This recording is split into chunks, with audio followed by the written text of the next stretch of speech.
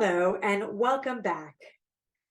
In this video, we're going to talk a little bit about works cited and how to format your works cited in MLA and how to format works cited entries in MLA. You can see that we have a couple of examples of works cited formulas in this document, which will be linked for you on Brightspace. The first thing you want to remember is that your works cited, which is also referred to as a bibliography, is organized in alphabetical order by last name. It's going to be on its own separate page in your essay. So if you finish midway between the 6th page of your essay, you're not going to immediately start your works cited. You are going to continue to press enter until you get to a fresh new page, and then you will begin your works cited. When you are citing your they say, I say articles, you're going to do so by providing the last name, then a comma, then the first name, then a period of the author. Then you have in quotation marks the title of the essay with the period inside the quotation marks. Then you have the container, or where the essay is housed, and that's in the book They Say, I Say, and because it's a large book, it is italicized. A little trick that I like to use to remember whether or not I need to use quotation marks or italicize the title of a specific work is to know that shorter works get quotation marks. So individual essays, chapters, titles of songs, titles of episodes, those all get quotation marks. And I like to think of them as little wings because the work is so light and short that it can fly.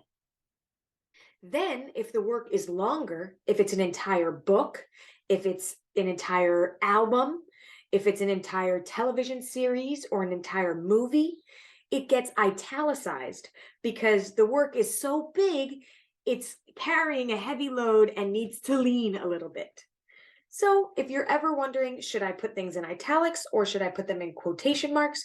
Remember, quotation marks are wings for light and smaller pieces of work like individual poems, where italics are reserved for the longer works, like the whole collection of poems.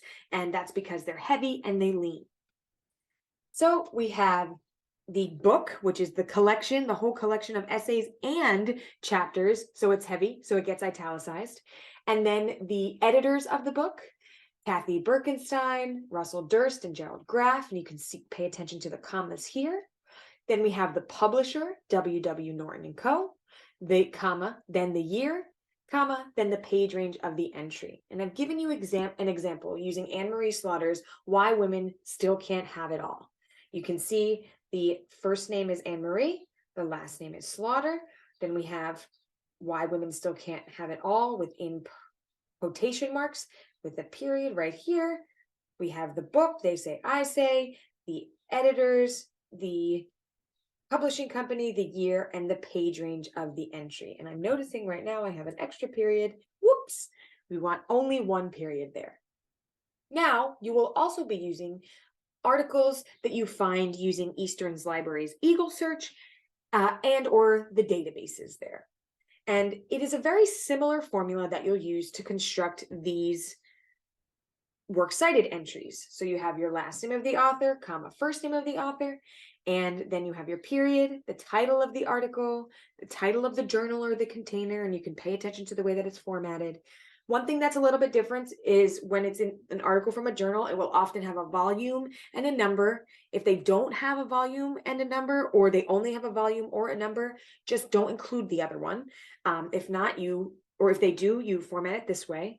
The year published, the page range of the entry, the database, which notice is italicized, the web address, that is the URL, and the date accessed. So I've given you two examples here where we have Claire Langemer and her essay, Love and Courtship in Mid-20th Century England. And you can see that we've got the last name, comma, first name, the title. We've got the title of the journal, historical journal. We've got the volume, the number, the date of that, or the year that it was published. The page range of the entry is 173 to 96. The database is ProQuest. We've got our URL and then when it was accessed. I've also given you another example because sometimes the articles will have multiple authors. So here we have an article by Sunil Jain and Prem Jain. And so they are separated by the first author being Sunil, and we have the last name, comma, first name, and then comma, and whoever the next author is. Now, in certain scientific articles, authors are placed in a specific order that are not always necessarily alphabetical because it has to do with the amount of work that somebody put into or contributed to that article. So it's not always going to be alphabetical. So just list the author's name as they are listed on the database.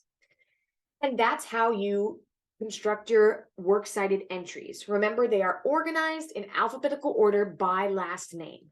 They are also indented in every line after the first. So you can see here, we have the first line that is not indented. And then once we finish, so if we have our entry looking like this, we press enter and then we press tab and we indent every line after. And you can see that here. That's how you organize a works cited, but I do want to give you one quick tip. And that is when you're using Eastern's library, there is a tool that might make your life a little bit easier.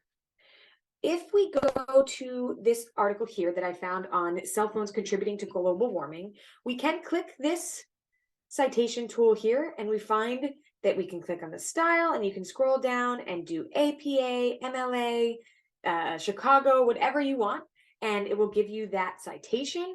But also, once you click on your access options and click full text, oftentimes the journals that you go to will have a similar tool. And if you click on cite, and then you go to MLA, you've got your MLA citation. Obviously, this is not going to be perfect. So when we copy and then paste into our works cited, we want to make sure that we can format it correctly. So we don't want to format without, we don't want to paste without formatting because that might get rid of some of the italics. You can paste without formatting as long as you always go back and check and make sure that the citation is in the correct formula. So we know that it should be in Times New Roman. We know that it should be in 12-point font. It should be, you want to just double check the spacing. Good, it's double spaced. We've got last name, first name, period. We've got the title. We've got the journal. We've got the, let's see. So we're not really sure what F-Ed means. Okay, good. So F-Ed, I think we would take away because it's not something that is within the formula. And then you have you can include the whole date if you want, but you can have the year that's published. We've got the page range. It's page 5A. It's within Newsbank America's news magazines for the database. And let's see, the web address is right here. And it's accessed 25 May 2023. So the only thing we'll have to do is enter and tab. We can do that. And we've got our works cited entry. Now, that's absolutely okay for you to use. We want to make your lives easier, but you just need to double check every time you use something like this, the OWL Produce citation generator, or EasyBid. If you are going to be using those, just double check and make sure that you have all the information that you need and it's formatted in the correct way. And of course, remember that it should be in alphabetical order. Don't use my examples down here right now because I just pasted that in, and of course our